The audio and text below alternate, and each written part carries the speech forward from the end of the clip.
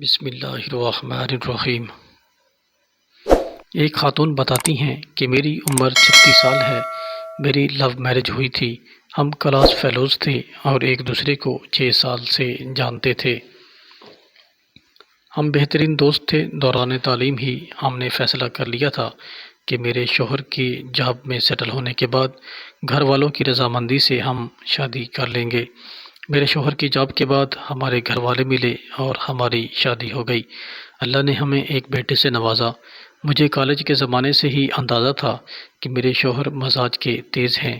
انہیں غصہ جلدی آتا ہے، لیکن ساتھ رہنے پر اندازہ ہوا کہ جب بھی انہیں غصہ آتا ہے ہمارا ہمیشہ جھگڑا ہوتا ہے۔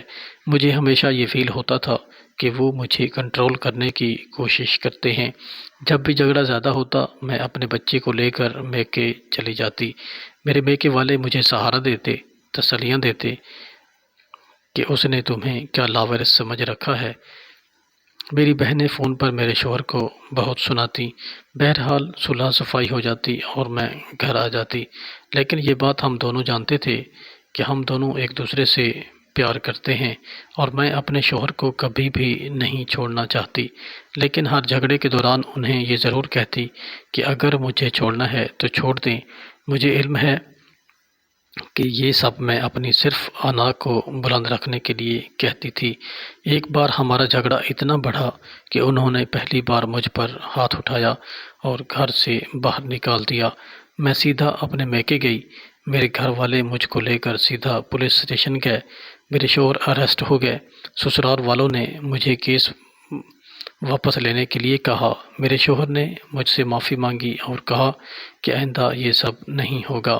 میں نے کیس واپس لے لیا اور واپس اپنے گھر چلی گئی۔ 3 ماہ بعد ہمارا پھر سے جھگڑا ہوا اور میں ہمیشہ کی طرح بچہ اٹھا کر اپنے میکے چلی آئی۔ 2 دن بعد مجھے خبر ملی کہ میرے شوہر ہسپتال میں ہیں۔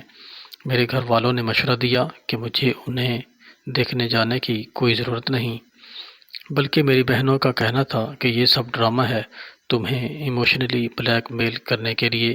وہ 1 ہفتہ ہسپتال میں رہے۔ نہ میں ملنے گئی اور نہ ہی کال کی۔ کچھ دنوں بعد مجھے طلاق کا سمن ملا۔ مجھے طلاق نہیں چاہیے تھی۔ مجھے اپنے شوہر سے محبت تھی۔ میں اپنا گھر خراب نہیں کرنا چاہتی تھی، لیکن میری انا آڑے آ رہی تھی۔ مجھے لگا کہ طلاق کا منع کر کے میں نیچی ہو جاؤں گی۔ میں نے انہیں کال کی کہ جب چاہیں طلاق لے لیں، میں بھی اس جہنم میں نہیں رہنا چاہتی۔ کورٹ میں ہمارا کیس آسانی سے نمٹ گیا۔ میرے شوہر نے میری ساری ڈیمانڈز، بچے کی کسٹڈی اور خرچہ دینے کا قبول کیا۔ اس کا کہنا تھا کہ وہ میری سب باتیں ماننے کے لیے تیار ہیں، انہیں صرف طلاق چاہیے۔ اس طرح جولائی 2009 میں میری طلاق ہو گئی۔ میرے شوہر نے کچھ عرصے بعد دوسری شادی کر لی۔ ان کے بچے بھی ہو گئے، لیکن میرے بچے سے ملنے اکثر آتے ہیں، اس کی ہر ضرورت کا خیال رکھتے ہیں۔ بچے کا خرچہ مجھے پابندی سے ملتا ہے، بلکہ میرا گزارا بھی انہی پیسوں سے ہوتا ہے۔ میں اپنے بچے کے ساتھ میکے میں رہتی ہوں۔ میرے تمام بہن بھائی اپنی اپنی زندگی میں خوش ہیں۔ میری وہ بہنیں جو خود فون کر کے میرے شوہر کو باتیں سنایا کرتی تھیں، وہ اب مجھے مورد الزام ٹھہراتی ہیں۔